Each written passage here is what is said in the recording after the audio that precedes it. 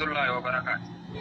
بالبلد أني خنا خاصك تنجر تاني ما بتاعت بلسخي بر يا نبياتين يا يبيبو إدوت نبيتا جالسين تكاسر كلمتي وانت تتعطي سبب سني جالس قولي لأنه قالوا يتبيتا هايا قولين تاتو كسنو قالوا يتكون وكرشكم نمني تكو كرشكم متي نما توقع كاشخ مفردا namni tokko qarshii kumate yaa nabiyaa teenya barri isin warri biyya alaa kun hoggaa kana isin hin jenne dhugaan see ta'e ها akkasitti haati duraan ergite sunilleen guyyuma lamaan olfatteen hiikan kuulii sanuu nama lama magaalaa irraa fide guyyuma lamaan oolcheeni guyyuma lama qofaan oolcheen kam akkasitti bar kuma lama siin ergine erga walirraa kan fannu ka kuma lama wayin si ergen ay sabar kuma soddom guutu isa kuma soddom nama lama qofaan ooljite ammaati ani saayyoodhaanii waa godheef ka isiin sanuu hadaa tokko hayyoon akkuma dura bukkaaltee raaddii takkallee ni duute raaddi tammeen raaddii ka guyyaa dhiyooti hayyoodhaan bitaaf jettee binneessan ka raaduma deengadda bittanii du'e kuma dhibbaan ni duute boo isiin sanillee za'attunis gannaati kasee hadaa tokko nyaatteeti duute gaa maal godhanii minuma dhiifne hin ilaalchine ilaalchitanii illee foon gaddaayirtanii maallaqa cinna tokkollee irraan deebifne yaa kunuma jirne oduu nuti dhaqqamin bartiite gaa hayyoollee sanirraa mere barteemee gaa suma galtiisiin tuni numa bittaaf ka numaan bita kaasilaa'uu wanniin biyya namaa tana taa'uuf kuuluma ta'isanii fi kuuluma dalaguu fi waan shanyiin bittan dalaguu fi nas taa'ameen karooran qabu laa akkasin chiiniiti wallaahi hayyoolleen korbeessuma tokko qofa naa bitaa jette malee waa raade tanatti hin deebuu jette haaya akkasitti haraaduma tana firraa laallee binnaa fi akkam jettameeti kaabar warri biyya alaa jiru kun isinumaan nurra wayyaa xiqqo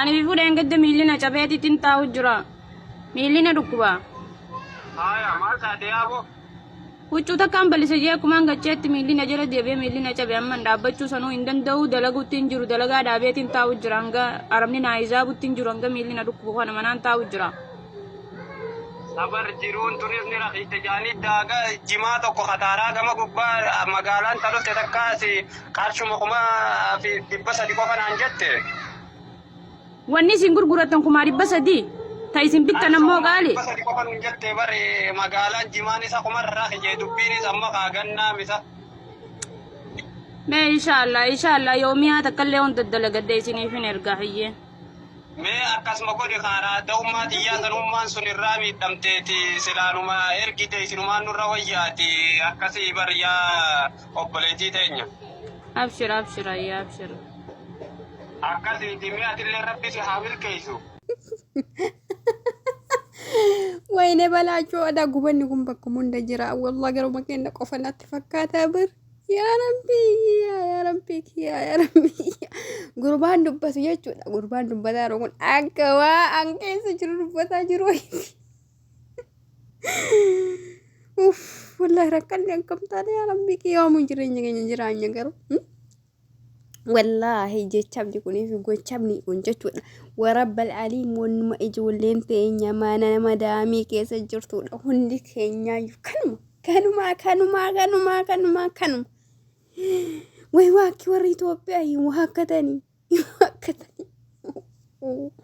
sila akkam taana riixayi mi akkam taana mi dhugama rabbi mi akkam taanaadha mi akkam toonoo uummanni nu gube wallahi laazim takkaa qotiyyoo du'e jedhani takkaa sa'a du'e jedhani takkaa lafa marguu dide jedhani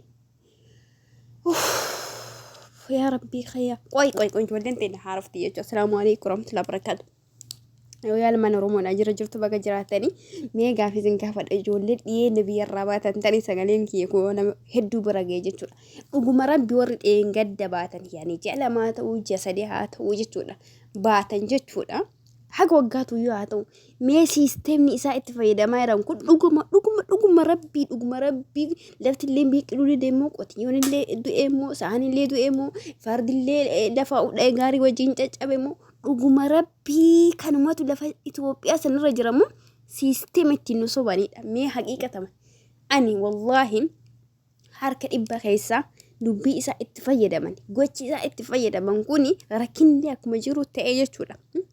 Harka dhibba keessa akka parsantii an kaayetti harki 50 kijibatti makan. Kijibatti makanii nuusaan nu argatanii jira nu miskiinan ijoolleen ta'e jechuudha. Anaan dabalate jechama warra Itoophiyaa hafuu hin dandeenyu jechuudha. Dhugaa rabbii rakkatan taanaaniin kalaas yeroo masaffiin itti galle wallahi nama meeqa jireenya ofii osoo hin jiraatin jireenya namaa jiraataa jiru jechuudha. Ay ijoollee ta'e nama wantiraatamu ijoollee ta'e nama madaami'u kamiinuu yoo haa ta'u dhiisumooyya maal godha silaafuuyyu wallahi dhiisumooyya keenya kana yoo rabbiin dubbate malee wanna matakkala barbi wanni si guburraa jechuudha. Akkanattuu yoo gootee fi wajjii ifaajjeeyyii waa meeqa taatee wajjin ta'ii meeqa bu'aa bahii meeqa wajji argitee jireenya kan kee waggaa 10 waggaa 8 waggaa 7 itti fixxee wallahi gaafa qarshii 500 Itoophiyaa sirraa dhabe jechuudha. Faayidaa ati waggaa kana hunda tajaajilte dhadhaa bidda bu'ee ta'a jechuudha. Achiin buuteen jaartee achi kamaali wannuma takka hin jiru. Nama Itoophiyaatiin obboleessa achii qaba. Abbaa achii qaba. Maatii faamilii hunda qaba. Alhamdulillahi rabbil alamin. Warra Itoophiyaati osoo maal taate osoo qaama foon kan kee kana murtee kennitee fi wallahi wabillahi hin geettuufi abadan hin geettuufi ta'amni argine dadhabni argine wajjanni argine rakkanni argine isaan achuma jiran wannuma takka wallahi waa takka irra hin jijjiraman abadan kun dhugaa lafa jiru beekama namni hundi kennaa keessa jiru jechuudha. Abadan sitti hin oolle maallaqni isaanitti hin oolle isaa of hin jijjiirre humni kan kee dafki kan kee sitti hin hafne ati wayiidhaan hin godhanne ati fayyaa kan kee sitti hin hafne ijoollee meeqa kaleeshamtee mana madaamii keessatti wallahi ijoollee meeqa namni kaleeshamtee jechuudha mana madaamii keessatti ijoollee meeqa namni xiinsammuu isaanii miidhamee maraattuu ta'an ijoollee meeqa duddi isaanii dhukkubee dudda himataan mee namnummaan dhukkuba duddaa hin qabu affayyaa jira jedhe barreessi mi'aazilatti yoo sagalee kee dhagaa jiraatti anaan dabalate hundi kennaayyuu ijoollee mana madaamii hundi dudda dhukkubsatti kalee dhukkubsatti xiinsammuu dhukkubsatti jireenya dhukkubsatti kun waan lafa jirudha. Tarii ati tareen gadda biyyarraa baate jechamni anaasa kun soba siif fakkaachuu danda'a kijiba siif fakkaachuu danda'a walaakin garuu wallahi ijoollee mana madaamii akka jirtuuyyuu dhukkubsattuudha. Atis taadha fayyaa qabdu taadheen gadda dhufte boru hin dhukkubsatta indoom jechuudha. Wannuma ajaa'ibaatu jechuudha. Isin tura dhukkubsatuuf deema. Nu'uu kaleessa waggaa meeqa dura dhufnerra wallahi isini amma waggaa 2 waggaa takka ji'a wayii dhuftan kana dhukkubsachuuf maraachuudhaaf deemtan. Maaliif jedhe tokkoffaa irratti warri duraanii waa balleesse jechuudha. Yoo waas jalaa balleessani wayiin godhatani mana bisataniif as dhoorgatani sangaa bisataniif as dhoowwatani haa ammaa jechuudha. Jimarraa hin haftu birri ati argitu shiisharraa hin haftu sigaararraa hin haftu uffata isaaniirraa hin haftu baadoo zeeroon jedhe sheetichi kana liqimsiitu matti ergi. Kanaaf kaayyoof jireenya kan keetiif karoora keetu si baasa. Jireenya keetiif kaayyoo keetu si baasa.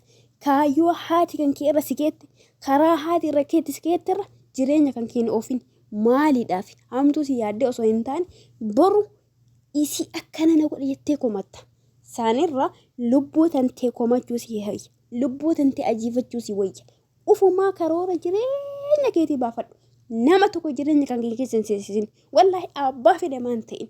Kanaaf habiibtii tiyya isin warri dheengadda biyyarraa dhuftan kunniin dubbiin ganaa isin eeggata. Gubanni nu caalaa gubattanii ganaa funyoo mana madaamii keessa ho'iitanii ajjeesu jirtan.